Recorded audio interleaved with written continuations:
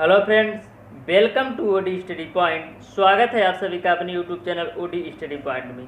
तो दोस्तों, आज चैप्टर 2 की थर्ड क्लास है। आज की क्लास में दोस्तों हम लोग पढ़ेंगे आयनन की मात्रा पर प्रभाव डालने वाले कारक, फिर उसके बाद से पढ़ेंगे अम्ल तथा भस्म। तो दोस्तों, सबसे पहले दोस्तों हम लोग पढ़ेंगे आयनन की मात्रा पर प्रभाव डालने वाले कारक। तो दोस्तों स्टार्ट करते हैं आज की क्लास। आयनन की मात्रा पर प्रभाव डालने वाले कारक। किसी भी आयनन की मात्रा पर प्रभाव डालने वाले निम्नलिखित कारक होते हैं, जैसे विद्युत अपघट्ट की प्रकृति, विलायक की प्रकृति, विलयन का सांद्रण, ताप और विलयन में सम आयन की उपस्थिति।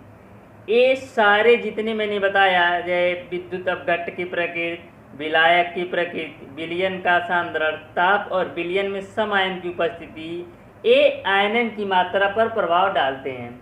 अब ये आयनन की मात्रा पर किस तरीके से प्रभाव डालते हैं उसको एक एक करके समझिएगा। जैसे विद्युत अपघट्ट की प्रकृति, तो विद्युत अपघट्ट की प्रकृति भी आयनन की मात्रा पर प्रभाव डालता है।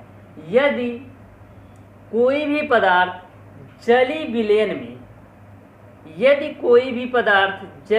में लगभग पूर्ण रूप से अपने आयन में वियोजित हो जाता है, उसे हम प्रबल विद्युत अपघट्ट कहते हैं। यदि कोई भी पदार्थ जली विलयन में लगभग पूर्ण रूप से अपने आयनों में विभाजित हो जाता है, तो उसको हम बोलते हैं प्रबल वैद्युत अपघट्ट।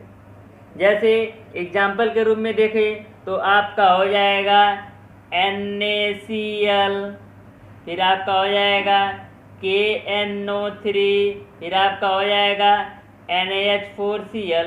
तो ये सारे, चाहे NaCl, चाहे KNO3, NaH4Cl, प्रबल विद्युत अपघट्ट के एग्जाम्पल हैं। वहीं पर यदि कोई भी पदार्थ जली विलयन में पूर्ण रूप से अपने आयनों में वियोजित ना हो, तो उसको हम बोलते हैं दुर्बल विद्युत अपघट्ट। प्रबल विद्युत अपघट्ट का मैंने क्या बताया कि पूर्ण रूप से अपने आयनों में विभाजित हो, तो आप बोल रहे थे प्रबल विद्युत अपघट्ट।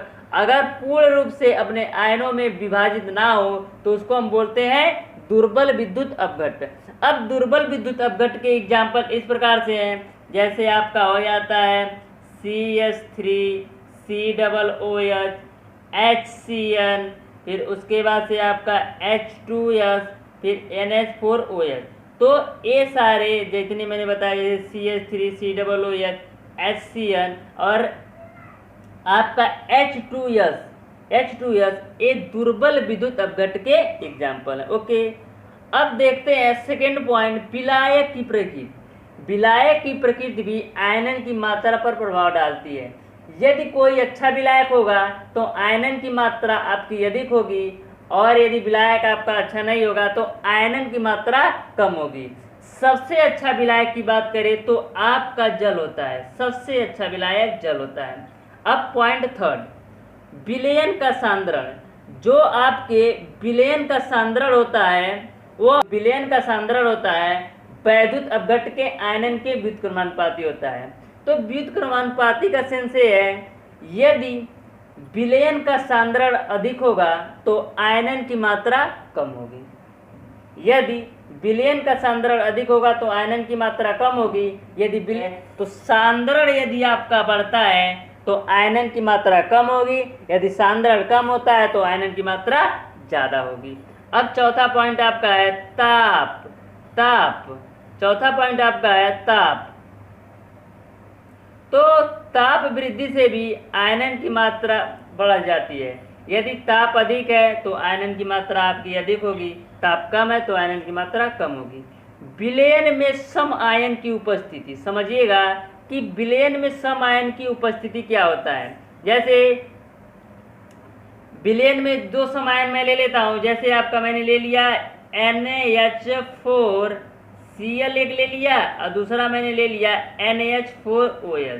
तो आपको समझना ये है कि सम आयन क्या होते हैं। सम आयन का सोर्स तो सेंस ये होता है प्यारे दोस्तों कि दोनों में जो आयन होंगे वो सेम होंगे। यहाँ पर देखिए NH4 को यहाँ से आप लेते हैं तो NH4 पर क्या हो जाएगा प्लस, और यहाँ से भी आप NH4 पर प्लस, यानी दोनों विलयन में NH4Cl और NH4Al दोनों में सम आयन है। सम आयन कौन है? NH4 पे प्लस, यहाँ पर भी है NH4 पे प्लस, यहाँ पर है। तो जो विलयन में सम आयन की उपस्थिति हुई आपके विलयन के आयनन की मात्रा पर प्रभाव डालती है। इतनी सी बात आपको समझ में आ गई होगी। अगर आपको नोट्स चाहिए तो हमारे व्हाट्सएप नंबर से जुड़ सकते हैं और हमारा टेलीग्राम चैनल भी है, उसको भी आप ज्वाइन कर सकते हैं। तो उस तरीके से आपको दोनों तरीके से, चाहे टेलीग्राम ज्वाइन करिए या व्हाट्सएप नंबर, मैं उन दोनों पर आपको नोट्स आपको प्रोवाइड कर दूंगा। अब दोस्तों नेक्स्ट हम लोग बात करते हैं अम्ल तथा भस्म के बारे में। अम्ल तथा भस्म यानी एसिड एंड बेसिस। तो आर्हेनियस के आयनिक सिद्धांत के अनुसार अगर हम अम्ल की परिभाषा देखते हैं तो अम्ल वे पदार्थ होते हैं जो जलीय विलयन में हाइड्रोजन के धनायन होते हैं। जलीय विलयन में क्या होते हैं? हाइड्रोजन के धनायन। जैसे एग्जाम्पल के रूप में लिया जाए तो CH3COOH आपका हो जाएगा, HCl हो जाएगा और HNO3। तो CH3COOH, HCl और HNO3 को जलीय विलयन में आप चेक करेंगे तो हाइड्रोजन के धनायन प्राप्त करेंगे। जैसे CH3COOH एक्वा के फॉर्म में है, इसका जब मैंने जलीय विलयन में देखा तो आपको क्या प्राप्त होता है? CH3COO पर माइनस, ए भी एक्वा फॉर्म में है, प्लस का H पे प्लस, यानी हमको क्या प्राप्त हुआ? हाइड्रोजन का धनायन प्राप्त हुआ। अब HCl को भी देख लीजिए तो HCl है, इसको आप चेक करते हैं तो क्या बनता है? H पे प्लस, ए भी एक्वा के फॉर्म में है, प्लस Cl पर माइनस, ए भी एक्वा के फॉर्म में है, यानी HCl से भी आप हाइड्रोजन के धनायन प्राप्त किए। अब बात आती है HNO3 को, तो HNO3 का जलीय विलयन में चेक कर लीजिए तो क्या होगा? NO3 पर माइनस प्लस H पर प्लस, यानी आपने तीनों में देखा कि हम इसका जलीय विलयन में चेक किए तो हाइड्रोजन के धनायन और हाइड्रोजन के धनायन तीनों में प्राप्त किए। तो ये आपका अम्ल के तीनों एग्जाम्पल है। अब नेक्स्ट हम देखते हैं दोस्तों भस्म। तो समझिएगा कि भस्म क्या होता है, यानी कि बेसिस क्या होते हैं। बेसिस तो वे पदार्थ जो जलीय विलयन में हाइड्रोक्साइड आयन देते हैं उसको हम बोलते हैं भस्म। वे पदार्थ जो जलीय विलयन में हाइड्रोक्साइड आयन का सेंस है कि OH पर माइनस, तो वे पदार्थ जो जलीय विलयन में हाइड्रोक्साइड आयन देते हैं उसको हम बोलते हैं भस्म। जैसे एग्जांपल के रूप में NaOH ले लीजिए, KOH ले लीजिए, BaOH का ट्वाइस ले लीजिए। ये तीनों चाहे NaOH, चाहे KOH, चाहे BaOH का ट्वाइस जलीय विलयन में हाइड्रोक्साइड आयन देते हैं, यानी OH पे माइनस देते हैं। जैसे पहला एग्जांपल हम देखते हैं NaOH एक्वा के फॉर्म में मैंने लिया, इसको हमने जलीय विलयन में देखा तो हमको क्या मिलता है? Na पर प्लस, ए भी एक्वा के फॉर्म में है, प्लस OH पर माइनस, ए भी एक्वा के फॉर्म में। अब सेकंड एग्जांपल देख लीजिए KOH को आप जलीय विलयन में चेक करेंगे तो आपको K पर प्लस मिलेगा एक्वा के फॉर्म में, प्लस OH पर माइनस मिलेगा यानी एक्वा के फॉर्म में। फिर थर्ड एग्जांपल देख लीजिए BaOH का ट्वाइस, तो BaOH का ट्वाइस को आप जलीय विलयन में चेक करते हैं तो Ba पर प्लस का 2 आता है, प्लस ए भी एक्वा के फॉर्म में ही है, प्लस OH का 2OH का माइनस आपका हो जाएगा ए भी एक्वा फॉर्म में। तो आप तीनों एग्जांपल से आपने देखा कि सारे में OH का माइनस, OH का माइनस, OH का माइनस, यानी हाइड्रोक्साइड आयन आपको प्राप्त हुआ।